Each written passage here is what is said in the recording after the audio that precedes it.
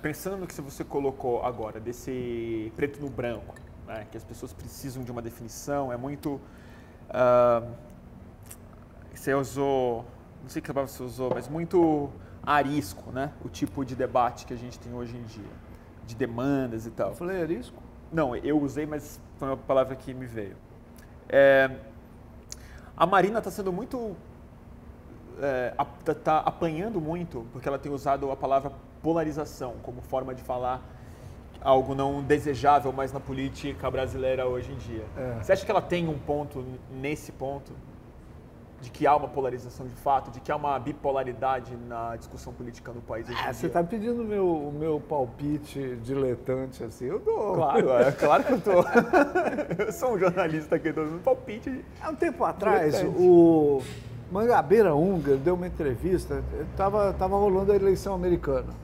Obama querendo se reeleger e contra o Mitt Romney? Mitt Romney. Eu ia falar Tim Burton. Era um ótimo candidato, eu votava nele. O Mitt Romney. E o Mangabeira Unger falou assim, eu gostaria que o Obama perdesse. Mas por quê? Você é republicano? Não, é porque é o único jeito dos democratas se recomporem. Eles fizeram um governo de bosta, com o primeiro governo Obama, segundo o Unger, né? Uhum. Foi um governo de bosta que sambou tanto ao sabor dos acontecimentos e ao sabor dos interesses que se descolou de qualquer tipo de base ideológica, de uma perspectiva histórica dos democratas nos Estados Unidos. Se é que existe isso ainda, se é que dá para falar isso, né, num liberalismo dos democratas e um conservadorismo dos republicanos. Uhum. Mas ele falou, os democratas precisam se recompor e eles não vão conseguir isso se o Obama ganhar. Se o Obama ganhar, eles vão continuar fazendo o mesmo tipo de jogo e vão se afundar mais ainda. E, na verdade, e a gente não vai perder muita coisa se os republicanos ganharem, porque eles estão fazendo uns governos muito parecidos. No fundo é. Ele estava pensando em termos de política externa, né? O que o Obama fez de tão democrata assim, em relação à posição, à presença americana no mundo? Nada que o Bush não tivesse feito. Eu acho que ele foi mais progressista internamente, mas como política externa é o establishment do império mesmo. Propôs mudanças na saúde que são muito interessantes e foram derrotadas, a maior parte delas. Uhum. Tentou montar um SUS lá, né? Tentou montar um SUS. Os direitos LGBT nos Estados Unidos, ele se declarou muito mais... bom, pois é, essa parte mais amigável, essa parte é importante. Acenou com algumas coisas em relação à maconha e tal, ainda muito tímido, mas acenou, mas... De fato, externamente essa a diferença entre democratas e... muito tímida mesmo. Mas você não acha que isso é um pouco parecido com o que a gente vivia aqui? Mas você não respondeu a minha pergunta. Não, eu estava respondendo. Então vamos lá. O que o Mangabeira Unger falou me faz pensar também quais são realmente as diferenças entre o PT e o PSDB. Um quer privatizar, o outro não quer privatizar. Pode ser, um quer acabar com a Petrobras, o outro quer continuar com a Petrobras. Não sei, eu tenho algumas dúvidas se vai ser isso mesmo, sabe? Mas você... De novo, eu não sou autoridade nenhuma nessa Mas parte. Você vê uma diferença entre o PSDB e o PT palpável? Mais ou menos, em termos de torcida, assim, né? A gente sabe que em termos de torcida tem... Agora, tem sido um grande entrave na luta LGBT, nas nossas questões concretas, essa partidarização. Porque o pessoal do PSDB não vai nas coisas, nas áreas onde o PT está trabalhando e nem vice-versa. Exemplo, na questão LGBT. Exemplo, está havendo um conselho... Quando estava havendo um Conselho Nacional LGBT, a nível federal, convocando conferência para tudo quanto é lado, o PSDB ficou longe. E o que é uma bobagem, o PSDB tem nacionalmente núcleos LGBT muito interessantes, muito bons, muito fortes. Em São Paulo, a Lei 10.948 foi proposta por um deputado estadual do PT, que eu esqueci o nome, mas foi assinada pelo Alckmin, com apoio da bancada do PSDB. E é muito boa essa lei, é a melhor lei que tem estadual. Poderia ser um modelo nacional, inclusive. É uma lei que proíbe a discriminação, proíbe a segregação, sabe? É isso? É isso que a gente está querendo. E isso foi conseguido por quê? Por causa de uma luta localizada e tribal, né? Do PT ou dos grupos de esquerda. Não foi. Foi uma proposta que encontrou eco num auditório amplo e foi aprovada. Assim que foi aprovada também, foram aprovadas também as leis na Argentina. Auditório amplo, ouvidos amplos, sabe? Uma atenção despolarizada, como talvez dissesse a Marina. Nesse sentido, eu concordo com ela, assim. Então, esse tipo de polarização nas questões do LGBT faz muito mal, tem feito muito mal. E o tratamento disso nas campanhas de depreciação e hostilidade intergrupos assim, não vai adiantar em nada. Não vai adiantar em nada a gente chegar e dizer que o projeto do PSOL é excelente e o do PT é uma porcaria, ou que o governo da Dilma rifou os direitos LGBT em função de apoios evangélicos e que a Marina... Sabe, esse tipo de questiúnculo, isso é questiúnculo, né? Prejudica muito. A gente está lidando com bandeiras que só vão dar certo, só vão ser êxito institucional se forem empolgadas por uma grande massa, por um grande número de pessoas, se forem compreendidas como direitos universais mesmo, e não questões de um grupo, né? E você acha que a gente está evoluindo nessa compreensão coletiva? É difícil saber, porque a sopa de letras LGBT, ela responde a uma necessidade histórica de defesa e agrupamento em torno de identidades. Mas essas identidades também podem funcionar como divisores. Você é gay, não é travesti. Você é sapata, não é transexual. Você, sabe? Esse tipo de coisa. Mas e dentro da... No primeiro momento... falar sobre essas coisas.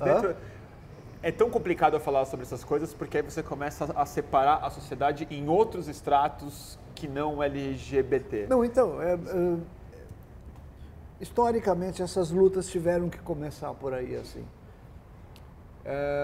Em algum momento, elas vão ter que se redestribalizar, como elas eram. Quando isso vai se dar? Não sei. Todo mundo lembra. Você acha que a gente está nesse caminho ou a gente está no caminho ainda da fragmentação? Acho que está na fragmentação ainda.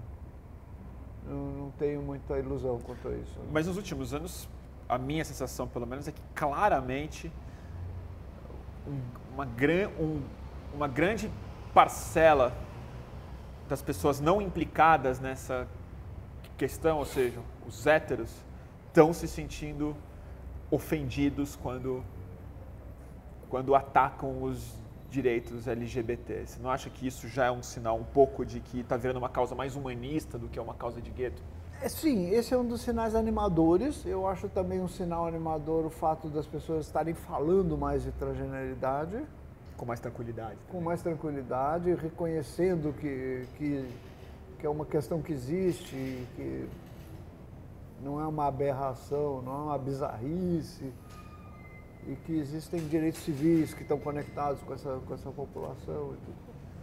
Isso eu acho animador, mas ao mesmo tempo eu vejo as populações, principalmente as militâncias, os ativismos que essa população gera, como geradores de muita tensão, muita encrenca interna. Assim, isso tem muito. Você sofre muito disso? Acusada, atacada, apropriando causa dos outros? Não, sofrer no sentido de ter perdas, assim, não. Porque de fora você parece uma grande unanimidade. Não sou, não. Não? Não sou, não. Sofrer no sentido de ter perdas e ser ostracizada, coisa assim, não rola. Claro. Mas eu sofro no sentido de ver quanto isso confunde, em vez de... quanto isso gera confusãozinha, sabe? Perda de energia, Hoje a gente viu um vídeo que o Rafuco fez, né? Imitando meio que um pastor falando sobre a questão. Você viu isso? Vi, achei muito bom. O Rafuco é amigo e acho ele genial. E ele tem um argumento lá muito pouco explorado eleitoralmente, que ele usou humoristicamente, mas para mim tem sentido estatístico. Que é assim, tá bom, já que a gente está se curvando aos interesses de uma parcela fundamentalista, e a porcentagem gigantesca que existe de um eleitorado que não está sendo explorado como tal. A gente ainda cobra muito dos executivos, quer dizer, que a Marina, a Dilma, o Aécio. Mas eu tenho a impressão que a gente ainda está muito subrepresentado no parlamento em relação a causas que, sem dúvida, poderiam eleger mais representantes se a gente considerar o fato de que até 10% da população pode ser homossexual, bissexual. É que eu acho que no Brasil o transporte assim, dos números, os números de densidade populacional para ativismo político não se dão de maneira Não, eu não digo fácil. como ativismo, eu digo como eleitor. Movimento chamado movimento negro no Brasil. Você conhece algum movimento organizado mais frágil do que o movimento negro? Eu não conheço. Num país cuja maioria é negra. É uma coisa que eu penso, por exemplo. Gay, lésbica, travesti, transexual, todo tipo de população que pode se reunir nessas letras LGBT, tem muita gente. É mais que 10%. É mais que 10%. Se contar o pessoal que está enrustido, se contar...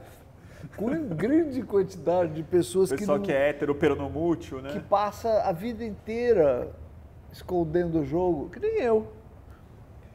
É muito grande. Pode ser muito mais que 10%. Se você levar em conta ainda o que o relatório Kinsey propôs, que é a ideia daquela gradiente e tal, então a maioria das pessoas tem alguma... não é heterossexual, né? Tem algum tipo de... Então, por que isso não vira... Por que isso não vira uma representatividade política? Eu não digo nem proporcional, de falar que 10% do parlamento seria gay, sei lá, mas a impressão que eu tenho é que não existe candidaturas ou uma representação política de pessoas que são mais claramente dessa pauta. Por outro lado... A prova disso, dessa subrepresentação, é o próprio Jean Willis, sem querer tirar o brilho pessoal dele, um cara muito articulado, muito inteligente, muito bom no que ele faz, mas estava claramente faltando uma representação, não digo nem só gay no Congresso, mas uma representação que é muito claramente pautada pelas liberdades civis, né? E isso não vira uma bandeira eleitoral de nenhuma forma. Mas ao mesmo tempo a dimensão do escândalo que foi o recuo programático da Marina indica uma preocupação. Indica uma preocupação. É isso que eu digo. Esse eleitorado está lá. Tá, mas de alguma forma não encontrou o microfone. Não encontrou o número do candidato a deputado. Tudo isso para te perguntar, você foi convidada para ser candidata? Fui. E você considerou?